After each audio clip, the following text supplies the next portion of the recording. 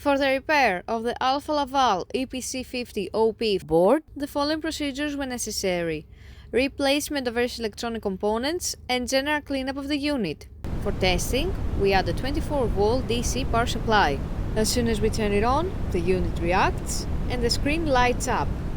The error message is due to lack of additional units, so no further testing is possible.